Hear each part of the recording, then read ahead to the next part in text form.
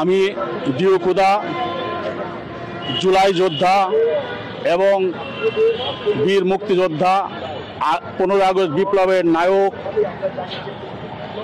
জাতীয় বীর মেজর বজলুল হুদার ছোট ভাই। আমার আব্বাও 1954 সালে যুক্তফ্রন্ট থেকে নির্বাচিত এমএলএ ছিলেন। আমরা একটি আদর্শ নিয়ে জুলাই যুদ্ধ করেছিলাম যে এদেশকে ভারতীয় আধিপত্য মুক্ত করব, এবং এখনো পর্যন্ত সেই বিশ্বাস নিয়ে আছি যে ভারতের কাছে আর কখনো আমরা মাথা নত করব না, মাথা নিচু করব না, মাথা উঁচু করে আধিপত্য মুক্ত বাংলাদেশে আমরা এগিয়ে নিয়ে যাব। আজকে দেখা যাচ্ছে যে ভারত নেপথ্যে থেকে এদেশের দালালদের দিয়ে তারা শাসন এবং শোষণ চালিয়ে গেছে যাবৎ পর্যন্ত। 5ই আগস্ট 24-এ তারা পরাজিত হওয়ার পরে এখন এই আবার নতুন করে তারা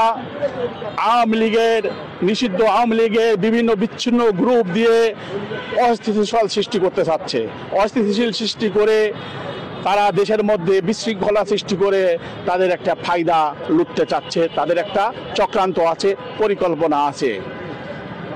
আপনারা দেখেছেন ইতিমধ্যে জাতীয় পার্টি সহ 14 দল যারা এ যাবৎ পর্যন্ত আওয়ামী লীগের পাহারাদার, আওয়ামী লীগকে ক্ষমতায় টিকিয়ে রাখার একটি মাধ্যম হিসাবে কাজ করেছিল, তারা নতুনভাবে জেগে উঠেছে আমাদের ক্ষমা মহত্বের দুর্বলতার সুযোগে। এবং আজকেও তারা বলেছে যে ক্লিন ইমেজের আওয়ামী প্রার্থীদের তারা মনোনয়ন দেবে। কত বড় দুঃসাহসের কথা যে আওয়ামী লীগের ক্লিন ইমেজ বলে আর কিছু আছে? কয়লা কি কখনো সাদা হয়? কয়লা তো কালোই হয়। আওয়ামী লীগের যা সেটাই ময়লা।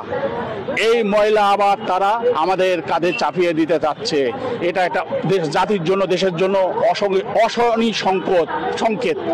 আমি বলবো যে অবিলম্বে 14 দল সহ জাতীয় পার্টি সহ যারা এই আস্পাতে দেখাচ্ছে তাদের অবিলম্বে গ্রেপ্তার করা হোক, এবং সর্বাগে জেলা উপজেলায় স্পেশাল ট্রাইব্যুনাল, অতি সত্বর স্পেশাল ট্রাইব্যুনাল গঠন করে জাতীয় পার্টি 14 দল সহ যারা জুলাই স্পিরিটকে ধ্বংস করতে চাচ্ছে, যারা জুলাই স্পিরিটকে ধ্বংস করে দিয়ে আবার নতুন করে আওয়ামী লীগকে পুনর্বাসন করতে চাচ্ছে, 14 দলকে পুনর্বাসন করতে চাচ্ছে, তাদেরকে বিচারের আওতায় এনে গ্রেপ্তার করে বিচারের আওতায় এনে অতি সত্বর বিচার করা হোক।